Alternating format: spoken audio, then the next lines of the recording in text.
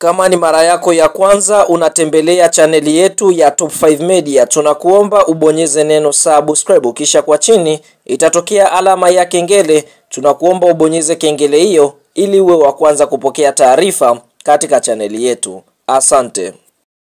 Mchezo mkubwa wa ligi kuu soka Tanzania bara almaarufu kama NBC Premier League, mchezo wa mzunguko wa 27 ambao unasubiriwa na wadau wengi wa soka nchini Tanzania na nje ya Tanzania, ni mtanange ambao utakwenda kuchezwa katika uwanja wa Tanzanite uliopo mkoani Manyara, ambapo klabu ya soka ya Fountain Gate watakuwa wenyeji wakiwaalika mabingwa watetezi wa kombe la ligi kuu ya NBC. Hapa tukienda kuongelea klabu ya soka ya Yanga Sports Club, ambapo mchezo huu umepangwa kuchezwa tarehe 21 mwezi Aprili mwaka 2025 majira ya saa 10 jioni katika uwanja wa Tanzanite Kwara, ambapo katika mchezo huu tunaona klabu ya soka Yanga Sports Club wapo katika nafasi ya kwanza, yani ndio vinara wa ligi kuu ya NBC, ambapo Young Africans wanakwenda kukutana na Fountain Gate ambao wao wanakamata nafasi ya 10 katika msimamo wa ligi kuu ya NBC.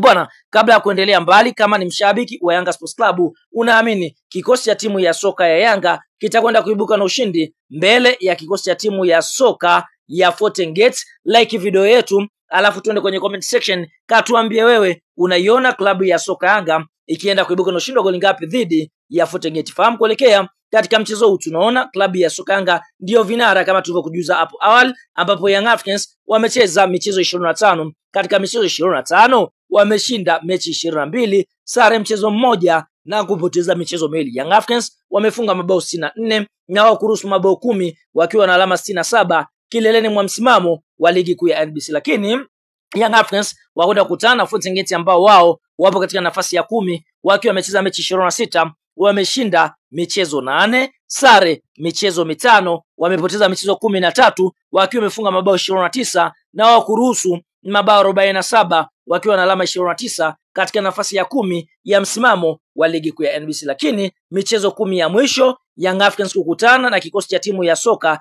ya Fountain Gate, basi fahamu kwa upande mwingine Young Africans wameshinda michezo 8 huku sare ikiwa ni michezo miwili. Kiufupi, Fountain Gate hawajawahi kupata ushindi mbele ya kikosi cha timu ya soka ya Yanga Sports Club ama timu ya wananchi. Kwa hiyo wanakwenda kucheza mechi ya duru la salama, huku Young Africans wakiamini wanakwenda kuibuka na ushindi mbele ya kikosi cha timu ya soka ya Fountain Gate kutokea Manyara katika uwanja wa Tanzanite uliopo pale Kwara katika mkoa wa Manyara.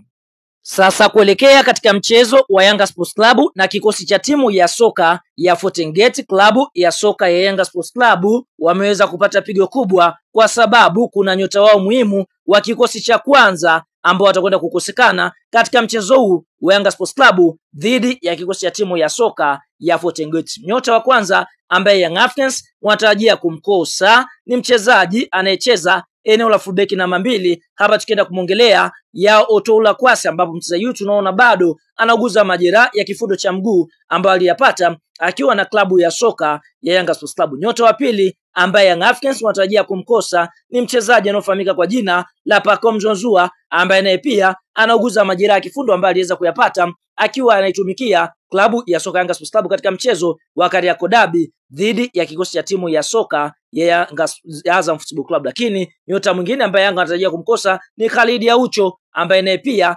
anauguza majeraha ya goti ambayo aliyapata akiwa na kikosi cha timu ya soka ya Yanga Sports Club. Nyota mwingine ni Shekani Hamis. Huyu ni mchezaji ambaye anahudumu katika eneo la kiungo mkabaji, ambapo nyota huyu atakwenda kukosekana kwa sababu yupo katika timu ya taifa chini ya umri wa miaka 20. Kwa hiyo tunaona hiyo ndio orodha ya wachezaji ambao wapo confirmed watakwenda kukosekana kuelekea katika mchezo wa Yanga Sports Club pale mkoani Manyara dhidi ya kikosi cha timu ya soka ya Fountain Gate. Tuambie eneo la comment kukosekana kwa Pacome Zouzoua katika eneo namba 10. Je, aanze mchezaji anaofahamika kwa jina la Stefan Aziz Ki ama Clatous Chama Chama? Toa maoni katika comment na tutakuja kuyasoma maoni yako.